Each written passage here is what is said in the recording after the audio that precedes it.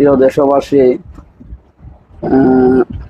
হাদিসের ভেতরে আছে কাফা বিল মারই কাযিবান আইয়ুহাদ্দিসা বিকুল্লি মা সামিয়া।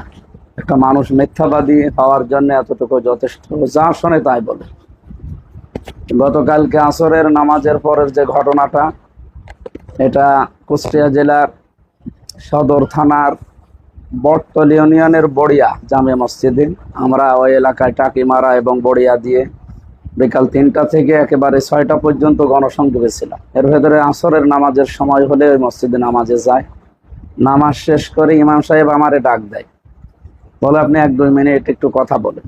আমি মনে হয় 1 মিনিট কয়েক সেকেন্ড হয়েছে সূরা নিসার 41 নম্বর আয়াতটা পড়ার পরে সাক্ষী হিসাবে নবীজি থাকবেন কিয়ামতে, আমাদের এই বিষয়টা আমি মানুষকে উদ্বুদ্ধ করছিলাম যে আমাদের জীবন যেন পরিচ্ছন্ন হয়, এমন জীবন গঠন করা দরকার যেন নবীজি সাক্ষী হিসাবে আমাদের অপমান না করে। এই 1 মিনিট কয়েক সেকেন্ডের পরে ওই ভাই, ওখানে ওনার নাম মনে হয় আব্দুল হান্নান, উনি বিএনপির ওই এলাকার সভাপতি ইউনিয়নের এবং মসজিদের দায়িত্বে আছে। উনি উঠে বলছে যে রাজনৈতিক কথা বলা যাবে না। আমি তো তখন জবাব দিতে গিয়ে বললাম যে আমি তো শুরু করিনি এখন। এর ভেতরে 4-5 জন সে ওনারে বকাঝকা করে এবং ধরে বাইরে নিয়ে আসি। এরপরে ওনারে বাইরে থেকে নিয়ে 10 মিনিট পরে এই গন্ডগোল মিটে যাওয়ার পর আমি আবার ডাকি। এরপর আমি আরো 5 মিনিট কথা বলি। ইমাম সাহেব ছিল, উনিও ছিল, যারা উচ্চবাচ্য করেছে সবার পক্ষ থেকে ওনার হাত ধরে বুকে বুক মিলিয়ে বললাম যে যা হয়ে গেছে তো অনাকাঙ্ক্ষিত, এটা এখানেই ভুলে যান। কিন্তু পরের দিন কিছু মিডিয়া দেখলাম এমন এমন হেডিং দিয়ে ছড়াচ্ছে, মনে হচ্ছে দোষ সবই আমাদের, অথচ এখানে তো কোনো দোষই আমাদের নেই। আমরা রাজনৈতিক কোনো কথা ওখানে বলি নাই, ভোটের কথা তো বলেই নাই। আমরা সাক্ষী হিসাবে নবীজি থাকবেন কিয়ামতে একটা আয়াত দিয়ে কথা বলছিলাম। সুতরাং যারা এই যে যা শুনছেন আগে পেছে লাগিয়ে প্রচার করছেন, এটা কিন্তু দুনিয়া এবং আখেরাতে আপনি মিথ্যাবাদী হয়ে সাব্যস্ত হবেন। দুনিয়াতে তো হবেনি। এরকম 5-6টা কাজ করেন, দেখেন দেশের মানুষ আপনাকে, এমনিতেই তো জানেন যে অনেকে মিথ্যা কথা বলে, আপনারা কিন্তু মিথ্যাবাদী হয়ে যাবেন। বিশেষ করে মিডিয়ার ভাইরা, আপনারা আরো সতর্কতার সাথে সংবাদগুলো প্রচার করেন। আর বিরোধীতে যারা আছেন, আপনাদেরকে তো আমরা বিরোধী মনে করি না, প্রতিদ্বন্দ্বী আপনাদেরকে আমরা মনে করি না, মনে করি প্রতিযোগী। আপনারা নিজেরা প্রতিদ্বন্দ্বী ভাবেন কেন? এরপরে ইঞ্জিনিয়ার জাকির হোসেন সরকার ওই সাংবাদিকদের ওই ঘটনার পরে দেখলাম উনি মন্তব্য দিয়েছেন যে মসজিদে রাজনৈতিক কথা বলা অনুচিত। জাকির ভাই, আপনি আমাদের বড় ভাই।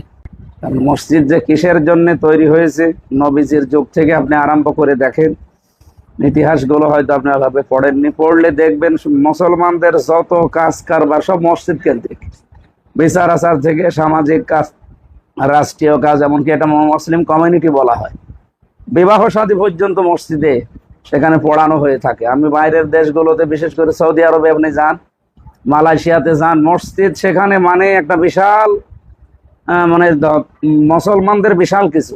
এটা এখানে 92% মুসলমান, আপনি মসজিদে এ সমস্ত কথা বলতে দেবেন না, রাজনীতি বলে চালিয়ে দেবেন। তো মসজিদে কোরআনের কথা বললে যদি রাজনীতি হয়, তাহলে আমরা কালকে দেখলাম ওখানে ভোট গণনা চলছে বিএনপির এক ভাইদের, সেখানে নারী পুরুষ এক জায়গায় মসজিদের ভেতরে ভোটের ওই স্লিপ গণনা করছে। এটা জায়েজ হয় কি করে?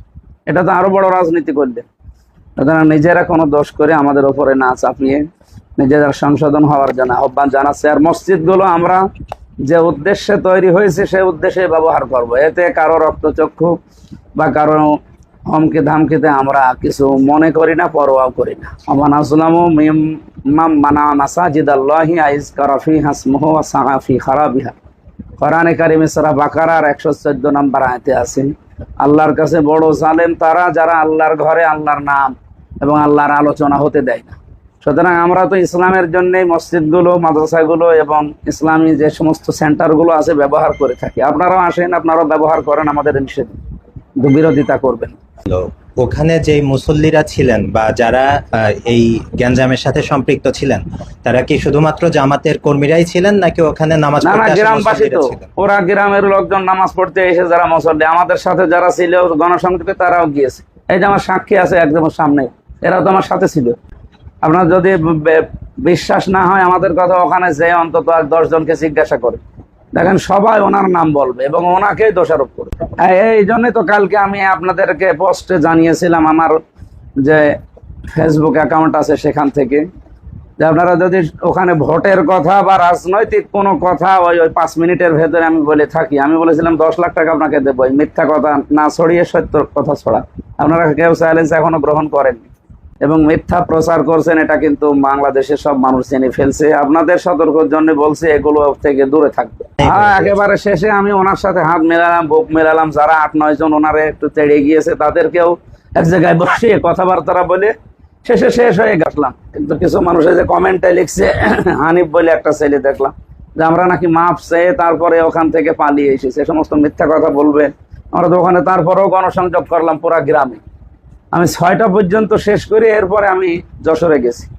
সুতরাং এই কথাগুলো যারা ছড়িয়েছেন আপনারা সতর্ক থাকবেন। আমি আবার বলছি, আপনারা কিন্তু মিথ্যাবাদী হয়ে যাচ্ছেন দিন দিন, যারা এই মিথ্যা প্রচারণাগুলো ছড়াচ্ছেন। আল্লাহ আমাদেরকে হেফাজত করুন, আমিন। আসসালামু আলাইকুম।